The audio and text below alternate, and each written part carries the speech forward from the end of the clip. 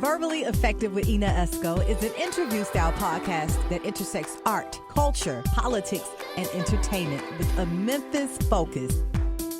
Each week, I'm joined by a featured guest with roots in Memphis. Verbally Effective delves into each guest's personal journey to uncover the incredible stories fueling their purpose, the highs and lows of their pursuits, and how through their passion, they are moving the culture forward. Be sure to follow Verbally Effective and Ina Esco on Instagram. Also, download the Verbally Effective podcast on SoundCloud, iTunes, and Google Play Music. Don't forget to check out the website and submit to be a guest at verballyeffective.com.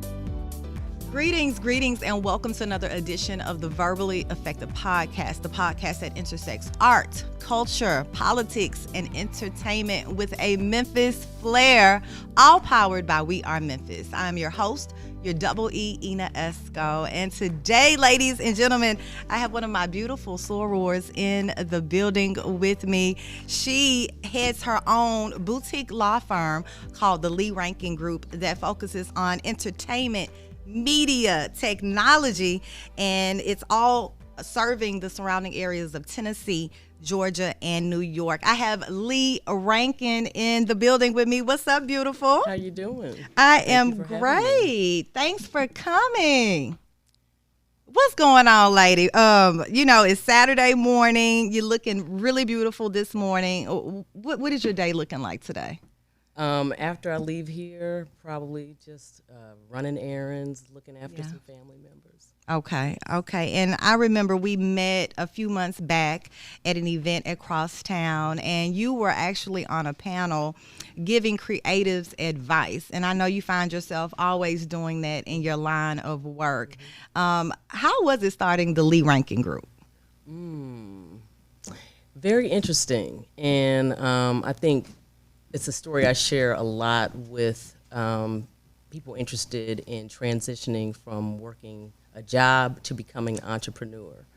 It was around the time that I got my divorce, that I was in a divorce, and there was a divorce settlement, so I had a little bit of cash available to me that I decided that I wanted to go part-time at the job that I held and still hold, to form my company. And in doing so, I had to take a very large pay cut. Okay. And so I was fortunate to be able to have, some financing so that I could be able to do that and focus on forming my law firm. So at the time, so this is about 3 years ago. Okay. And there was what I consider to be like this creative renaissance taking place. Collective was ramping up, and I mean there was just a lot of expansion, and people feeling like enterprising and a sense of ownership, in a sense that particularly Black creators had been left out of the opportunities in Memphis. And there had been, I think, like the Black Creators Forum through the Indie Film Festival, that, my understanding is that a lot of the philanthropic dollars that came in on basically on the back of Black creatives and this philanthropic interest in supporting Black creatives in Memphis. And so I was like, this is a good time to tap in and get back to my roots of entertainment law. And so that was how I that's how it all began. Into the entertainment law. Okay. Yes. So if that's how it all began, we're going to go back even further, because I know you're actually not originally from Memphis. Where are you from?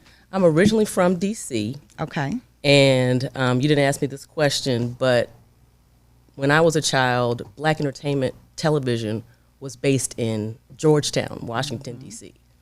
And so, interestingly, because BET was there was an entertainment scene in Washington, D.C., where I was growing up.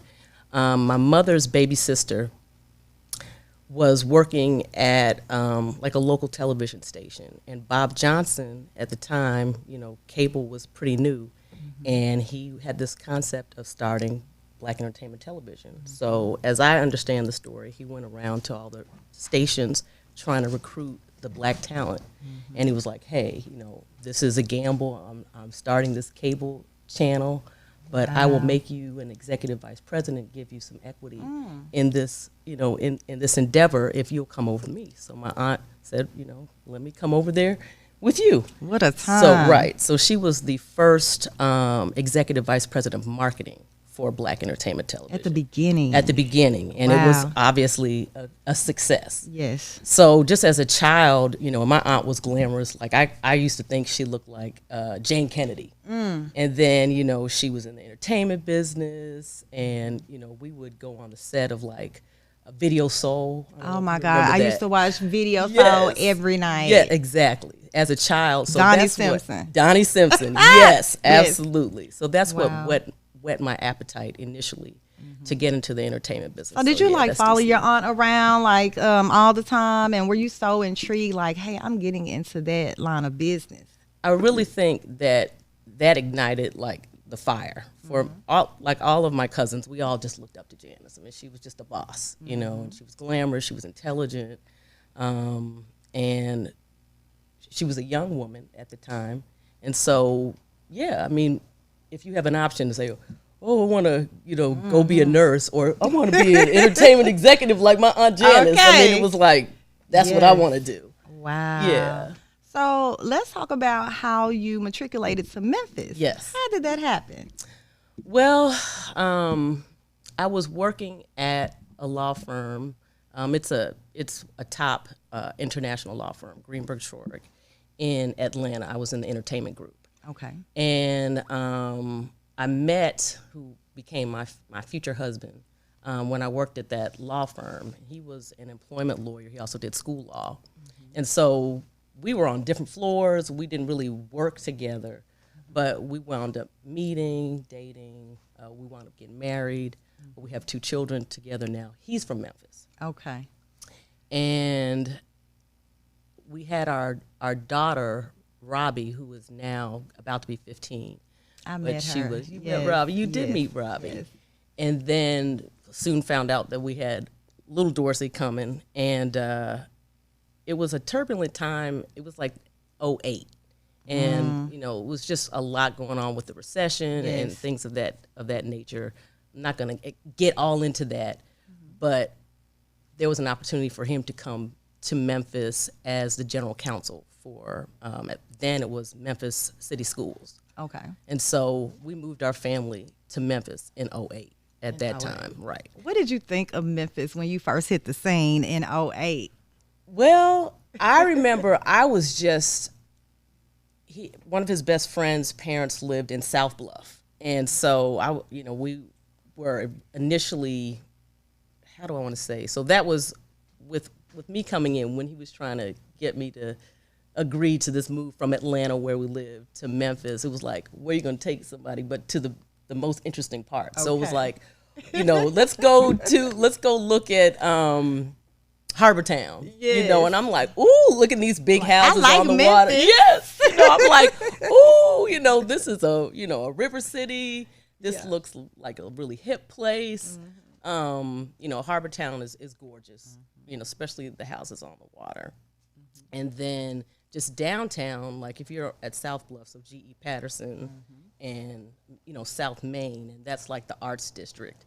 And just walking, he's like, yeah, there's the Grammys building and, the blues, So I'm like, I'm going to be able to stay in the entertainment business. Like, this is an I'm thinking, because he's from Whitehaven, so, I was familiar with Graceland and, Stax and, here, Grammys, it's like, okay.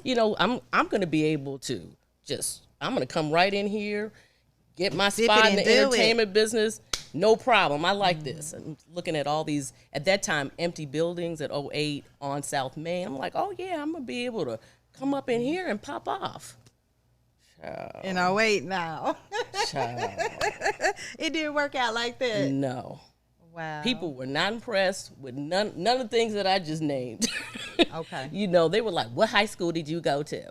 I'm like, I didn't go to high school in Memphis. Oh, well, we don't care about. Yeah. You went to you worked at who? No, we don't care. Wow. get in the back of the line because, you know what I'm saying? If you're not if you didn't go to East Central High School or whatever. I understand. Then you're nobody around here. Yeah. You know, which is cool. I respect that Memphis has that kind of pride and takes care of its own.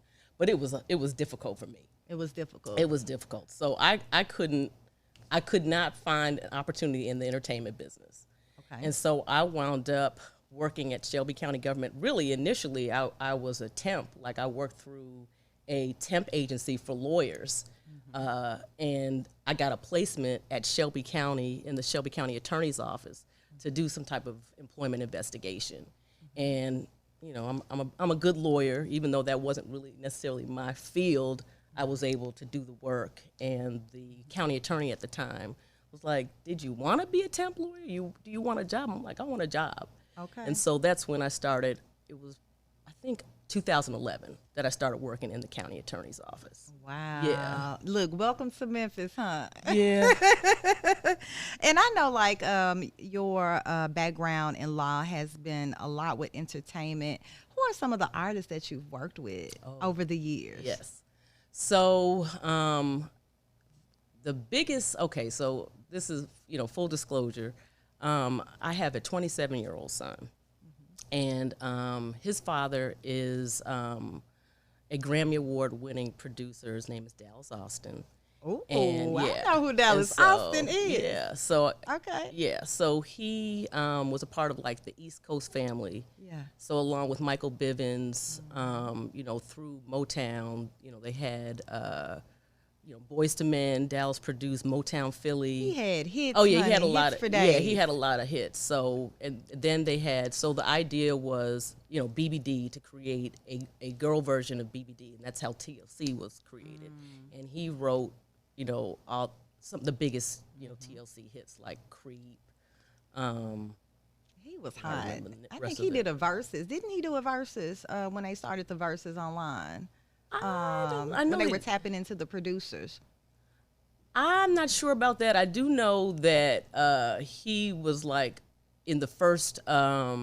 He also did with Tyler Perry. He did the soundtrack for Diary of a Mad Black Woman, and then he was like a guest producer on the first season of Atlanta Housewives. Yes. With what was the name? What is the Nene Bravo. the white lady that was the Kim. Kim. Zodiac. Yeah. When she was, you know, this is before Candy got on the show the next season. He was like helping her get, you know, she wanted to be in the music business. So he had a recurring role. Oh my God. I'm trying to think of that track she came out with, but it was a bop. It was a bop at first. And then we was Tardy like, for the Party. Now he didn't do that, but he was in the first season Okay. leading up to that's when Candy, she Okay. produced that. And then that She was sure that did. how Candy, Wow. you know, her storyline. So you had developed access around to that. a lot of the. Oh yeah, I was. That was the thing about Atlanta, and so I remember being in DC, you know, being in my parents' basement watching. You know, I watched. All I watched was videos. Like that was. I didn't watch any other TV. I was a like, video girl. Yeah, it was too. just like what's the videos, and I can't remember. There was a show that would come on. I'm trying to remember if this was when it was still like a box behind the TV. Yes, I remember. You know, but there was some video. Was it the black video box?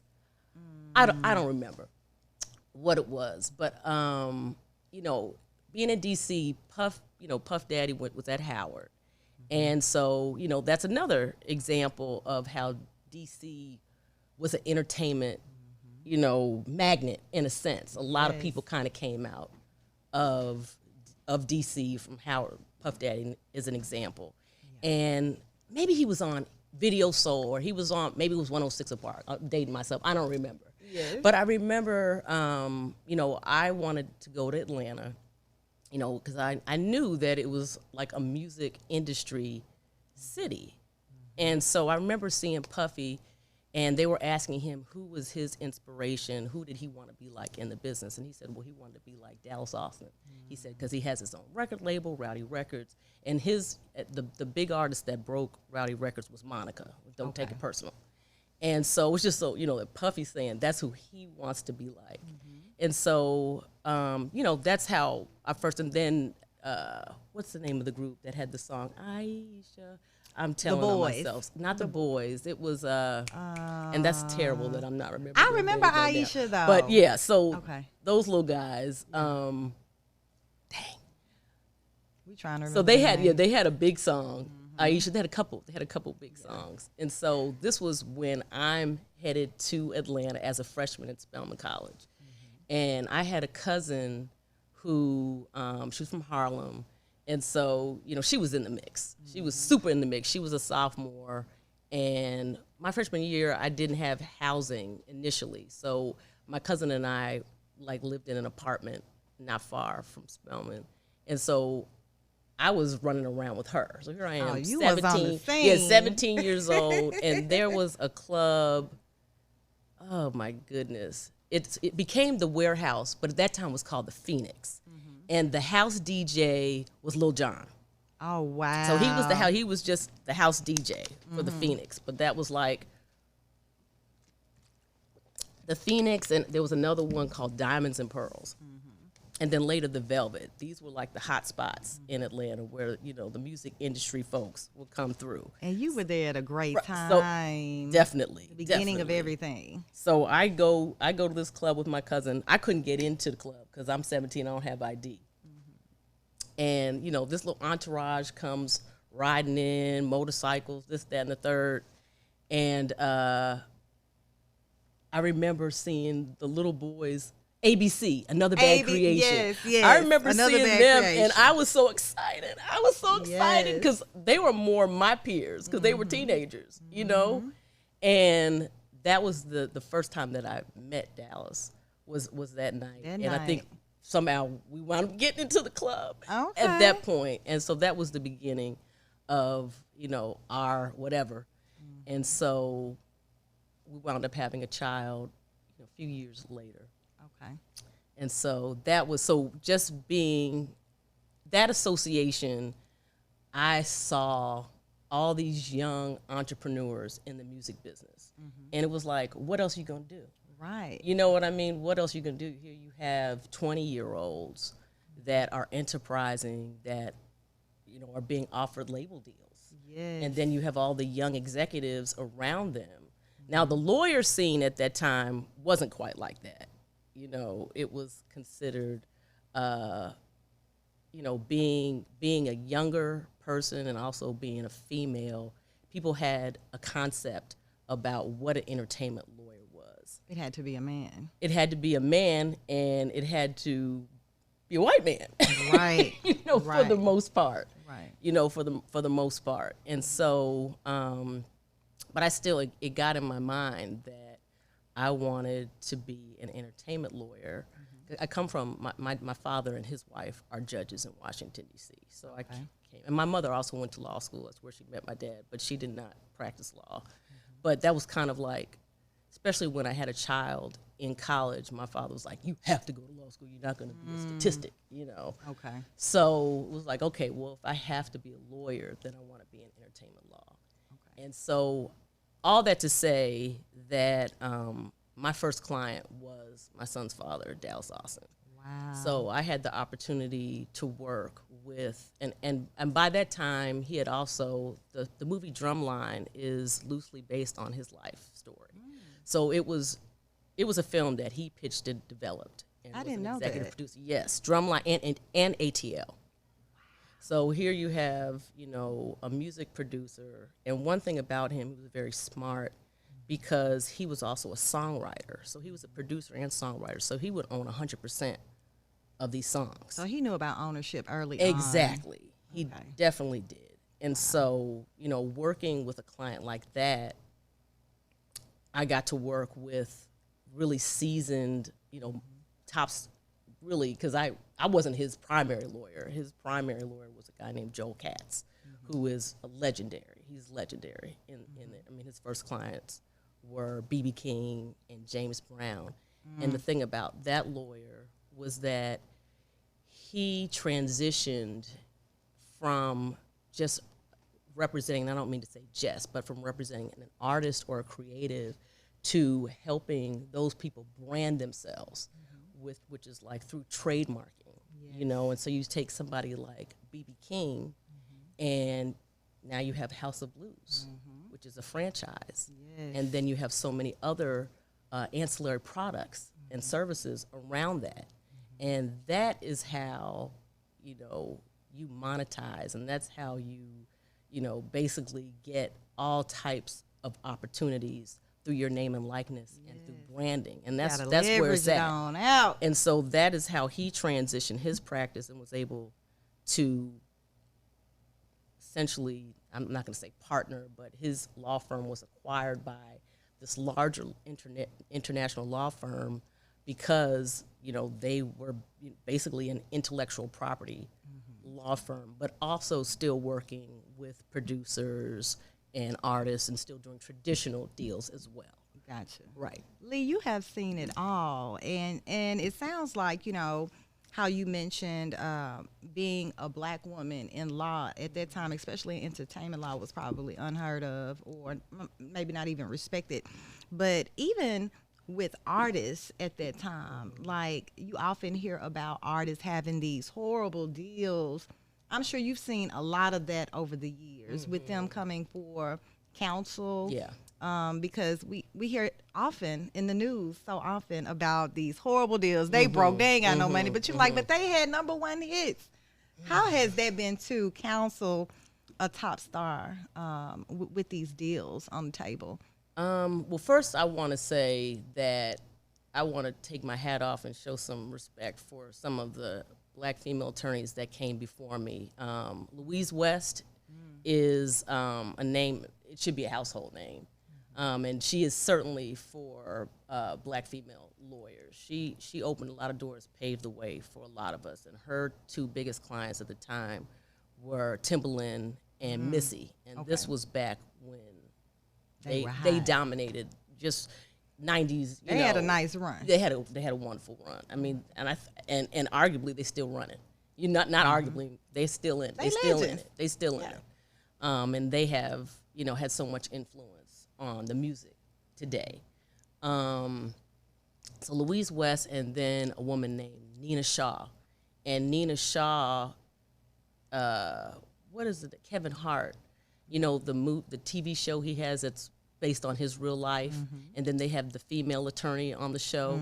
That attorney is based on Nina Shaw. And Nina Shaw is probably the attorney to all the top black movie stars in LA. And when I was coming up, she, you know, was gracious enough to meet with me, you know, when I was in LA, to meet with me and kind of talk to me about how hard the businesses and the sacrifices that she made, the kind of, you know, I mean, basically she told me that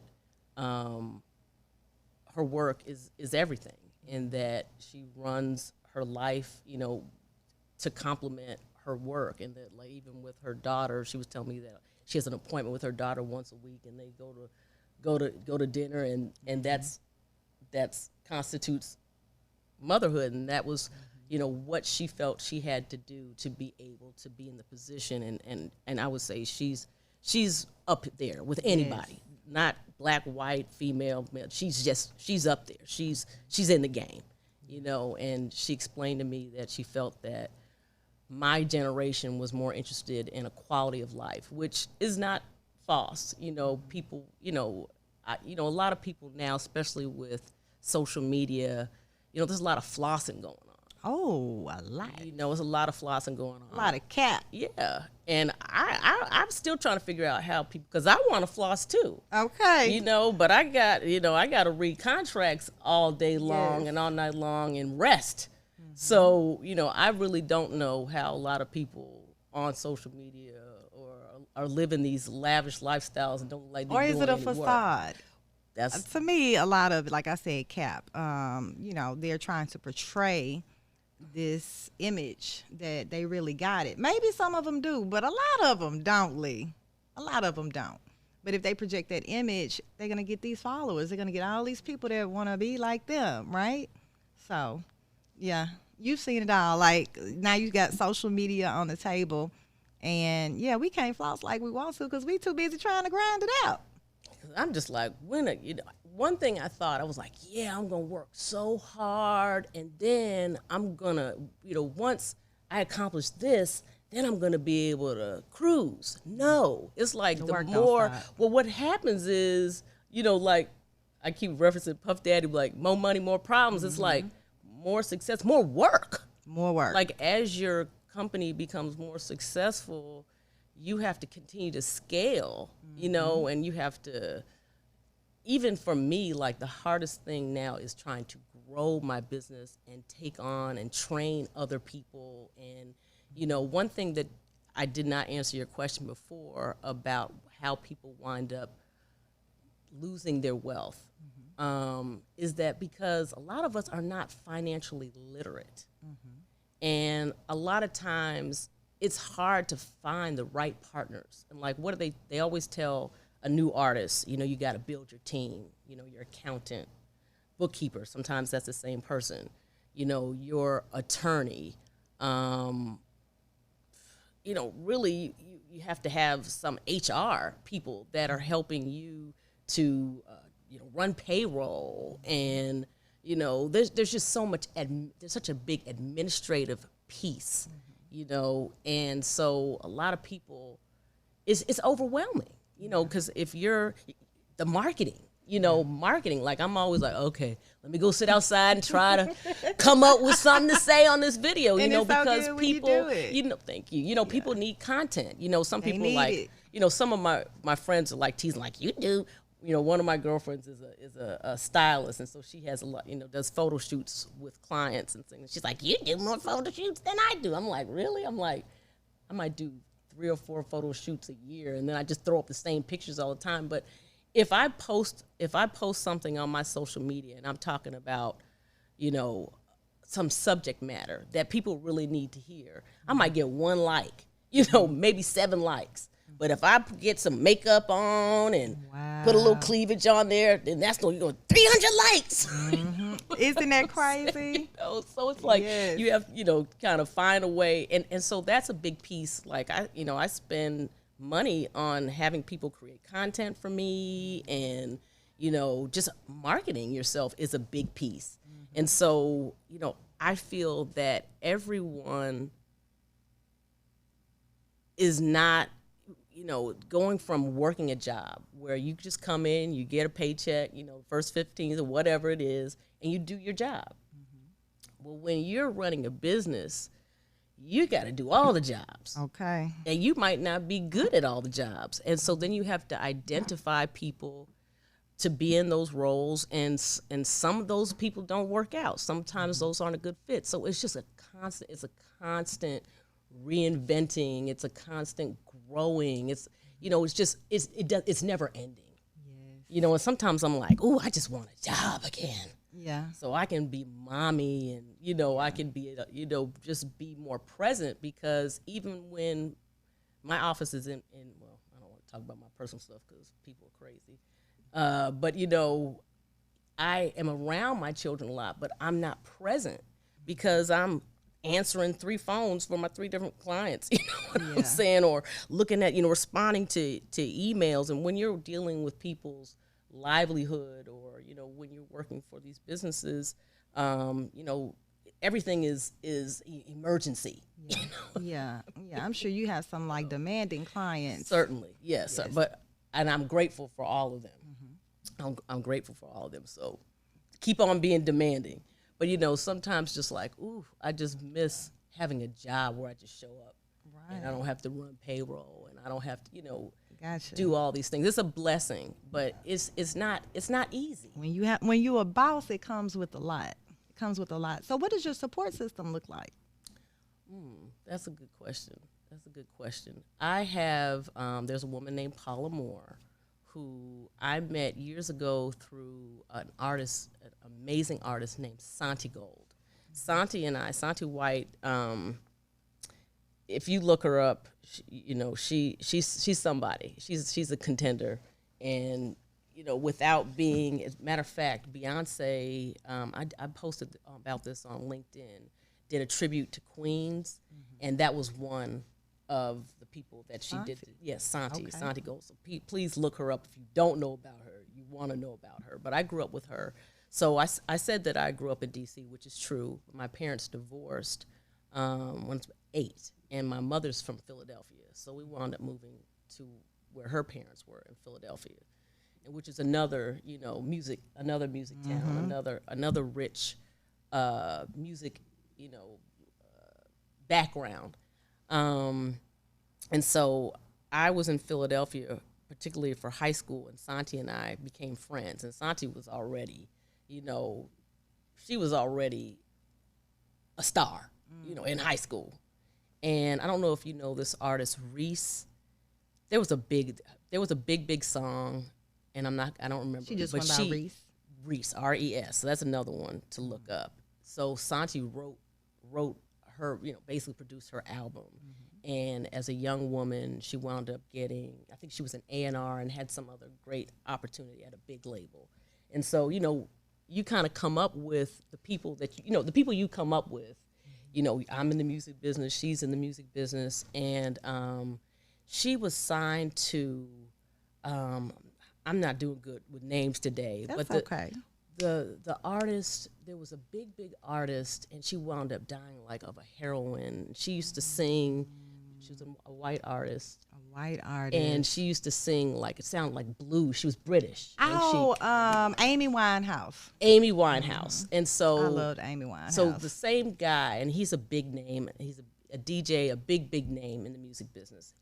That was his artist, and Santi was his artist as well. And so she was performing at South by Southwest. So I went to South by Southwest a zillion years ago with Santi. And at that time, I think Paula had always worked with Santi. And so Paula, incredible human being. She lived in Santa Monica. And I met her through Santi, and she was like, anytime you're in L.A., or Cali, she's like, you can stay with me. Mm-hmm. And so that started our friendship. And when I was going through my divorce and saying, who am I? I used to be in the entertainment business. Now I'm living in Memphis and, divorcing, this person.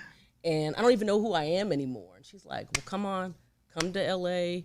and let's go through it. Right. And so we just had a session where, we just basically talked through what was I doing for the county attorney's office, what were some of my skills that I had from being in the entertainment business, and we created my website for Lee Rankin Group. We concepted it out, and so she has been with me from day one, and she is my main consultant and my main support system. Gotcha. So yeah, and that's so important, to have that type of support.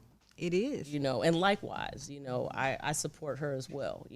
A lot of times people are want to come in. When people see that you have some success, when people want to come in and, tell you, well, I could do better content than that. I could do. All the time. You know what I mean? Mm-hmm. And so it's just a lot of times people start off, there's so many examples, and you see that in the music business, where you have Janet Jackson that worked with Jimmy Jam and Terry Lewis, and they had a formula, and it worked, they stuck together. But then you look at other artists, and I'm just saying a Sierra, and Jazzy Faye was a part of her beginning, her sound, and then they broke up, and I don't think she's ever been the same. Now she's still, I'd hat off to what she has accomplished. Yeah, but then I know what you're saying. And so I think a lot of times, we get some success, and we start feeling well, we were the main ingredient, where really it's really about your team. It's always about that team. And loyalty. It doesn't always work out, and so you don't always start off with people, you don't always end up with the people you start off with. Yes. But I think that being loyal and growing together, making sure the people, like Misa, I look at Misa and Mary J. and They're still just together. watching. But there was a time when Mary started blowing up, where because I watched Misa's. There's a special Emma on Amazon. It's really good. You should watch it. And she just talks about how when she blew up, then you have Vogue and all these people. They want you to use these people. Yeah. And as an artist, sometimes you don't have as much influence, or you don't realize that you can say, no, my people are coming with me. And so Misa, basically says after she had basically helped Puffy create this whole look with Jodeci and all this and that, she said she lost her house. She was sleeping in her car. That is Say crazy. What? That's Say crazy. what? Yeah. And so, I'm one of these people. I keep it minimalist. You're not gonna see me walking around here Gucci down to my socks. Okay. What I'm saying? Yeah. Because I want to have something in the bank. Right. And if the IRS, if I have to, I have all, I'm lining up, crossing my you gotta I's, watch dotting how my you T's. move, But Holly. I got you. Like they say, always keep enough in the rainy business day. bank. If they decide that what you paid wasn't sufficient, you don't want to lose, the few assets, whatever assets you have, Right. and so it's like, don't spend everything that you get. Everything that you earn, keep it in the business and find ways to grow that money. And that's what I'm trying to learn now. And if anything, I would want to impart to us, is as hard as it is, it's not easy learning financial literacy. It's really, it's just not in our DNA. We don't learn it at school. True. At home, we don't really expose our children to, cash flow and what are our assets. And, I know some families, affluent white families that, when their children are coming out of college, first thing they're doing is setting them up, with a financial planner, so that they can start preparing, basically to pass their wealth along and not lose their wealth. And it's been like that in those families. And we're not having those conversations. Yeah. We're not having those. A lot of times, if a family has developed some wealth, the next generation loses it. It's sad but true. Because they want to put it on their back. What I'm saying. And so I know you're having them good conversations with your kids right about now. not enough. Not enough. And so a lot of times when you see me preaching, or doing these videos, I'm talking to myself. I'm telling myself what I need to be doing. Yeah. And so I'm trying to have those conversations with my oldest son. And really, I think moments like this remind me, to find ways to expose my children more to those kind of conversations and those type of networks. Yes. Because they're here, but it's not going to just come to you. You have to be, that has to be a priority. Definitely. You know what I'm saying? Yes. And so, you have to find ways to make your children interested in that. Yes, because this is a very different generation we're dealing with. Yes. Gen Z, they different. Correct. The millennials, they different. Oh, correct. To keep that attention and have them listen to you. I'm going through it too, Lee. I'm going through it too. It's very interesting. Now, we are really pressed for time, Lee, but I am definitely enjoying this conversation. I do want to ask you this. Now, I know you practice out of Memphis, Atlanta, New York. Memphis, of those three, is the smallest city. What makes Memphis different? Ooh. The thing that everybody, the grit and the grind.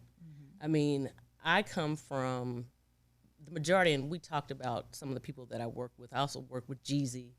And I also just got to be on the ground working with artist managers that were representing like 50 Cent and things like that. So I saw a lot of, like with Jeezy, I saw a lot of artists that grew into just phenomenons, you know what I mean, and really just had a huge impact on, on the rap genre. I just got totally lost. What was your question? I said, how is Memphis different? Right. Yeah. And so at that time, you had, New York, Atlanta dominating.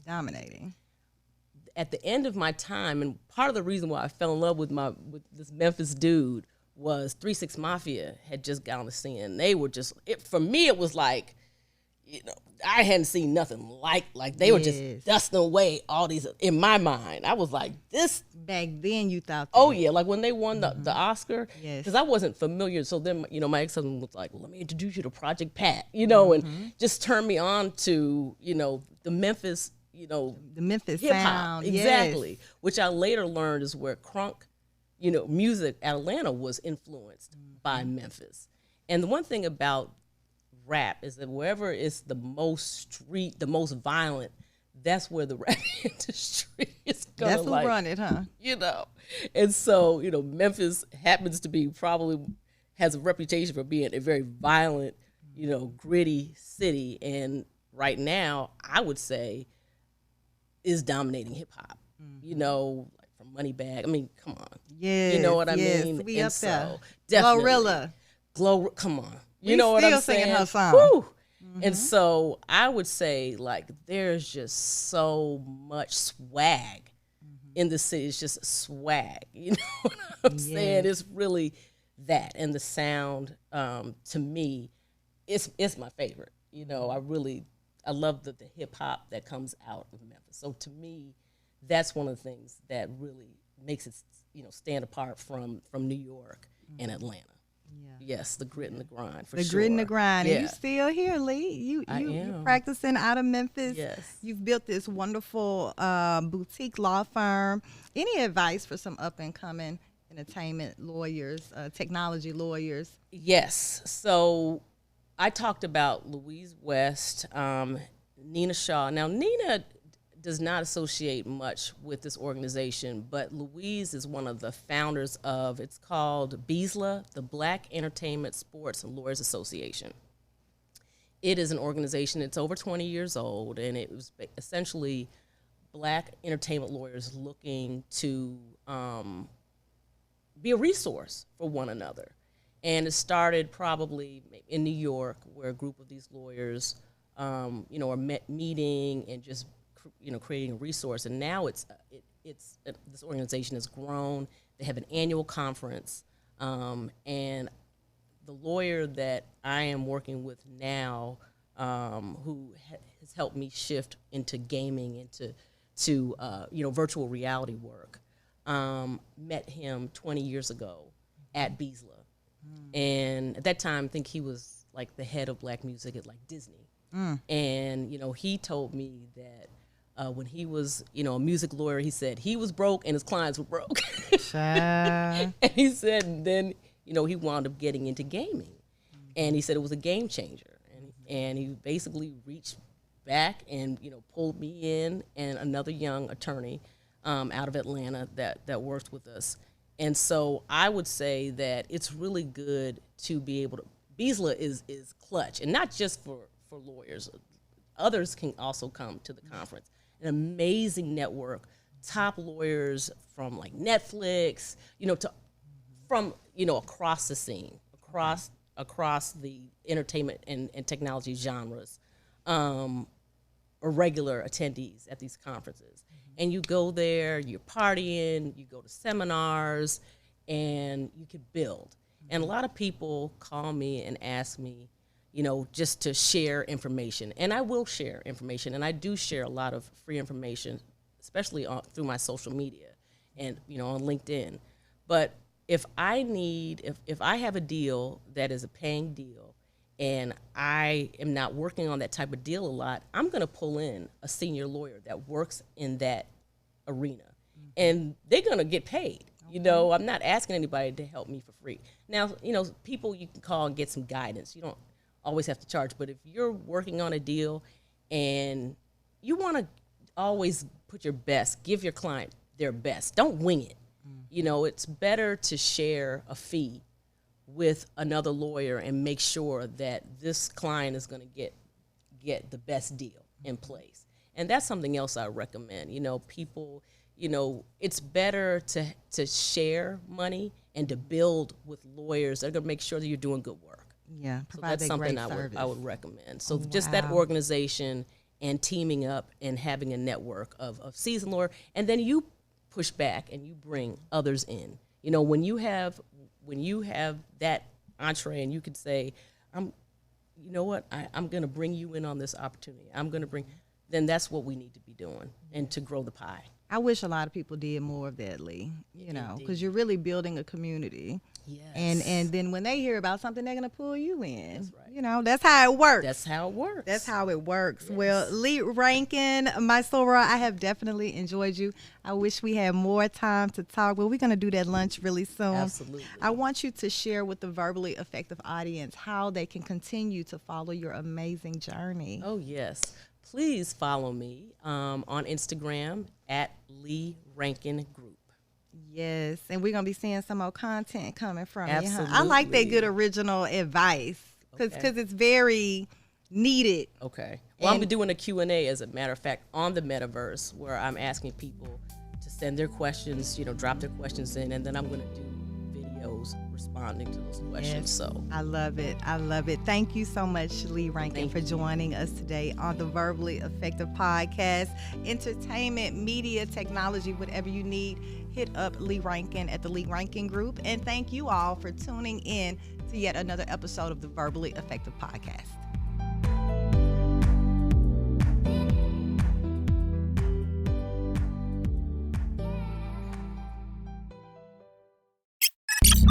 This is the Spotlight Podcast Network.